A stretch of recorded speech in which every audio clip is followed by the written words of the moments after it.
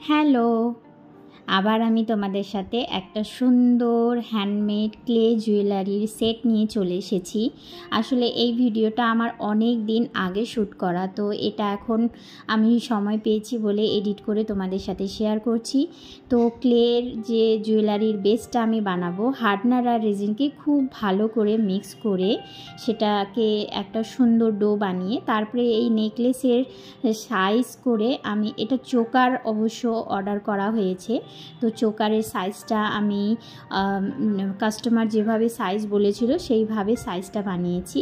আর এটা হোলির special jewellery ছিল বলে এখানে আমাকে বলা হয়েছিল পলাশ ফুল বানিয়ে দেওয়ার জন্য। তো তার জন্য এই পলাশ ফুলটা আমি কিভাবে বানাচ্ছি সেটা তোমরা দেখে নাও। আশা করি তোমাদের এই ভিডিওটা খুব ভালো লাগবে। বেসটা আমার শুকিয়ে যাওয়ার পরে পলাশ ফুলটা আমি যেটা দিয়ে বানিয়েছি, পলাশ ফুলটাকে আমি হালকা শুকিয়েছি, বেশি শুকোয়নি, কারণ দুটোকেই যদি আমি শুকিয়ে দিই তাহলে কিন্তু সেটা সেট হতে অনেকটা টাইম লেগে যাবে। তো এইভাবে পলাশ ফুলটাকে আমি সেট করে দেওয়ার পরে আমি ইয়াররিংটাও সেমভাবে বানিয়ে নিয়েছি। আর ইয়াররিংয়ের উপরে যে পলাশ ফুলগুলো আমি ইউজ করব সেগুলো বানিয়ে নিয়ে আমি সেগুলোকে খুব ভালো করে লাগিয়ে নেব। আর এই চোকার যেটা কাস্টমাইজ ছিল সেই ডিজাইনটা আমার সম্পূর্ণ আমার নিজের ছিল। তো সেই ডিজাইনের জন্য কিছু পলাশ ফুল আমি এমনি রেখেছিলাম ওটা চোকারের নিচে ওটা ঝুলিয়ে রাখার জন্য। তো সেই পলাশ ফুলগুলো আমি বানিয়ে নিচ্ছি। সবগুলো ক্লের আমার শুকিয়ে যাওয়ার পরে প্রথমে আমি এখানে একটা বেস কোট দিয়ে দেব। সেই বেস কোটটা হলো হোয়াইট কালারের অ্যাক্রিলিক কালারটা। সেই কালারটা দেওয়ার পরে শুকিয়ে যাওয়ার পরে আমি এখানে যে জুয়েলারি কালারটা রেখেছি সেই কালারগুলো এক এক করে আমি দিতে থাকবো, কারণ এটা হোলির স্পেশাল জুয়েলারি ছিল বলে এখানে আমাকে অনেকগুলো কালার ইউজ করার জন্য বলা হয়েছিল। তো আমি এখানে অনেকগুলো কালার ইউজ করার পরে আমি একটা কালার এখানে এনেছিলাম।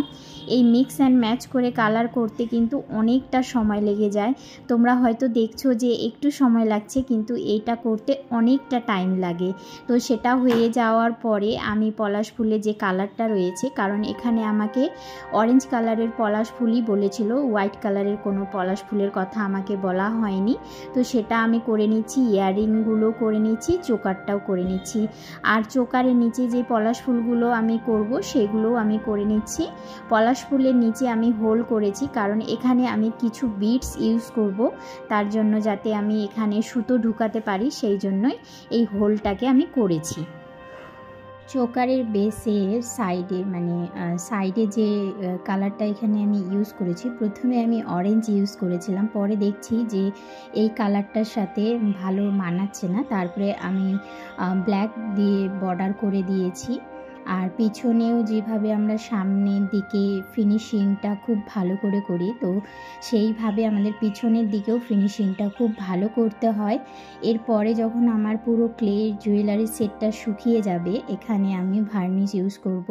2-3টে কোট আমি এখানে ভার্নিশের ইউজ করেছি। তারপরে এখানে যে আমি বিডসগুলো ইউজ করব সেই বিডসগুলো আমি নিয়ে নিয়েছি। তারপরে সুই সুতো দিয়ে এখানে আমি 4টা বিডসের কালার ইউজ করেছি, সেটাই আমি লাগিয়ে দিচ্ছি। নেকলেসের সামনে যে আমি হ্যাং করব সেগুলো আমি খুব ভালো করে ক্লে দিয়ে সেটাকে অ্যাটাচ করে নিয়েছি। আর ইয়াররিংয়ের পিছনেও আমি যে স্টারগুলো রয়েছে সেগুলো লাগিয়ে নিয়েছি। ফিনিশিংটা আমাদের খুব ভালো করে করতে হয়, তার জন্য সুই সুতো দিয়ে আমি প্রথমে এটাকে হোলে ঢুকিয়ে নিয়ে তারপরে এখানে আমি কালারিং কটন বল ইউজ করেছি আর সাউন্ডিং ঘুঙরু ইউজ করেছি, সেগুলো আমি খুব ভালো করে সেলাই করে দেব। কালার কম্বিনেশন আমি ইয়েলো আর অরেঞ্জ রেখেছি, কারণ এটা হোলি স্পেশাল জুয়েলারি, তার জন্য কালারটাকে আমি খুব ভেবে চিন্তেই আমি কালারটাকে চয়েস করেছি। এরপরে আমার জুয়েলারির যা টুকটাক কাজ ছিল সেগুলো আমি কমপ্লিট করে নিয়েছি। তো জুয়েলারিটা আমার পুরো রেডি। তো এই ধরনের জুয়েলারি যদি তোমাদের ভালো লাগে তাহলে তোমরা অবশ্যই আমার সাথে কন্ট্যাক্ট করতে পারো। আর যদি কাউকে গিফট করতে চাও তাহলে কিন্তু এই ধরনের জুয়েলারি তোমরা অবশ্যই গিফট করতে পারো। আমার চ্যানেলের যে ভিডিওগুলো রয়েছে সেগুলো কেমন লাগছে সেগুলো কিন্তু কমেন্ট করে অবশ্যই জানাবে।